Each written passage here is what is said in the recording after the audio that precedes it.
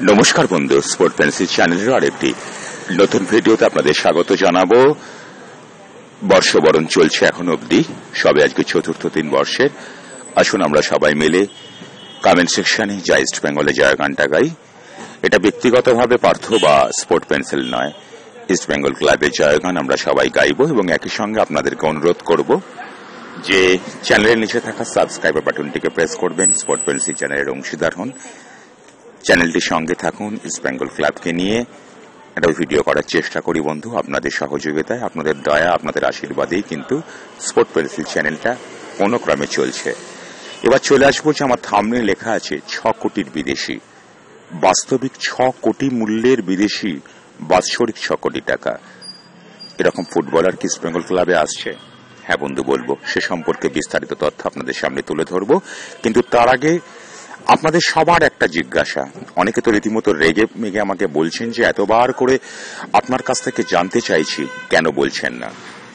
কি সেই ফুটবলারটার নাম হচ্ছে ডেভিড, যিনি এই মুহূর্তে আই লিগ খেলছেন কলকাতারই তৃতীয় প্রধান মোহামেডান স্পোর্টিং ক্লাবের হয়ে।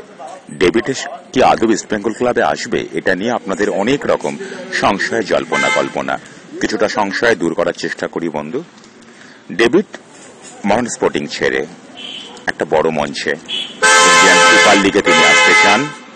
ইস্ট বেঙ্গল ক্লাব তার কাছে প্রস্তাব পাঠিয়েছে, সে প্রস্তাব তার অত্যন্ত পছন্দ হয়েছে এটাই বলা যায়, এবং তিনি ইস্ট বেঙ্গল ক্লাবে আসতে চান।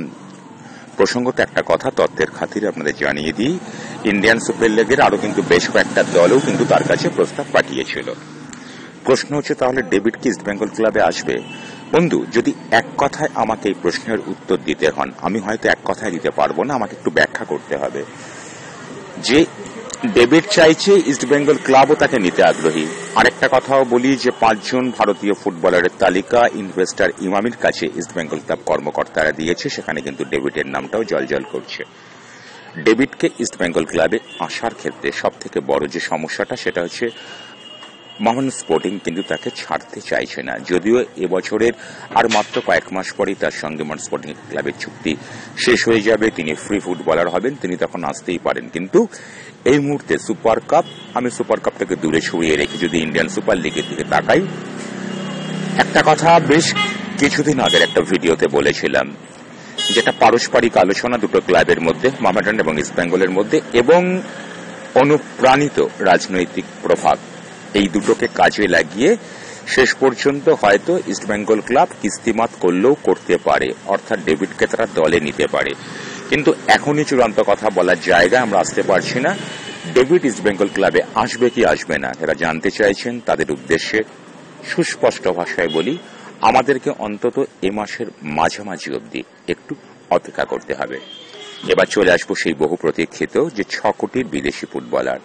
বাস্তবিকই ইস্ট বেঙ্গল ক্লাব প্রস্তাব পাঠিয়েছে কোচ কার্লোস কুয়াদ্রাতের মাধ্যমে এমন একজন ফুটবলারকে যার বাৎসরিক মূল্য হচ্ছে 6 কোটি টাকা, তাকে 6 কোটি দিতে হবে।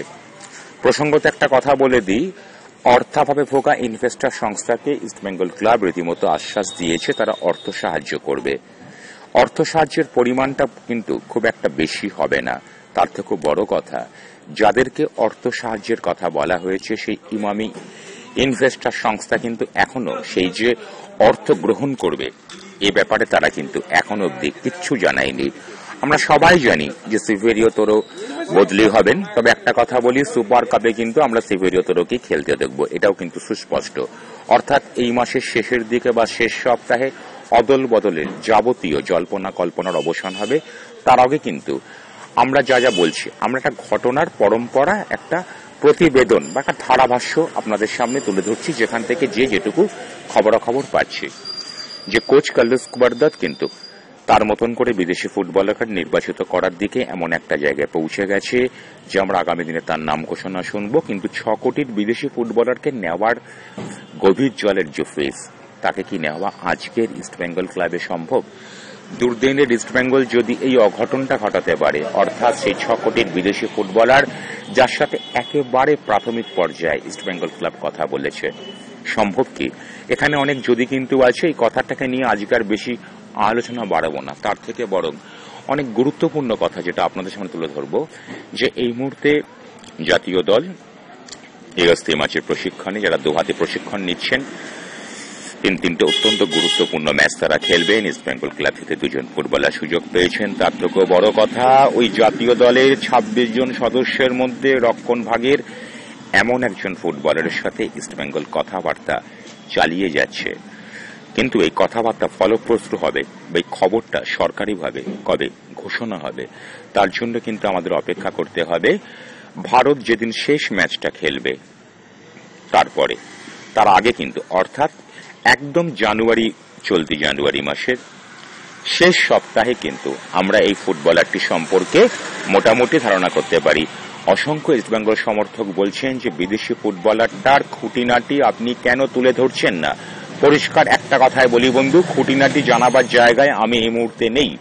তার কারণ বিষয়টা এতটাই গোপনীয়তা বজায় রেখে চলছে যে এই মুহূর্তে সে ফুটবলারটা সম্পর্কে খুব বেশি খুঁটিনাটি আপনাদের কাছে প্রকাশ করার মতো জায়গায় আমি দাঁড়িয়ে নেই। আমি কেন, কেউ নেই, তাহলে সুনির্দিষ্টভাবে বলতেই পারত। কিন্তু কথাবার্তা এগিয়ে এমন একজন ফুটবলার, যদি বলি বিশ্বমানের একজন ফুটবলার, অতীত তার বিশ্বমানের ছিল, সেরকম একজন ফুটবলারের সঙ্গে কোচ কার্লোস কুবারদাত কথাবার্তাটাকে এমন একটা পর্যায়ে নিয়ে গেছেন যে এরকম একটা ফুটবলার ইস্ট বেঙ্গল ক্লাবে আসার সম্ভাবনা ভীষণভাবে প্রবল থেকে প্রবলতর হয়েছে। যারা এই ফুটবলারটা সম্পর্কে আরো বিস্তারিত বিবরণ চাইছেন, আমি তাদেরকে করজোরে অনুরোধ করব যে বন্ধু, আপনারা আর কয়েকটা দিন সময় দিন, আরো কিছু বিস্তারিত তথ্য সেই ফুটবলারটা সম্পর্কে পাই, বিষয়টা কোন দিকে এগোচ্ছে সে সম্পর্কে মোটেরও একটা ধারণা করি, অবশ্যই আপনাদের কাছে তথ্যটা তুলে ধরব। আসলে বন্ধু, যে খবরটা পাবো সে খবরটা নিজের মতো করে একটু সত্যতা যাচাই করেই আপনাদের সামনে পরিবেশন করি। এখনো অবধি সে অর্থে পরিবেশনের কিছু পাইনি। ধন্যবাদ বন্ধু।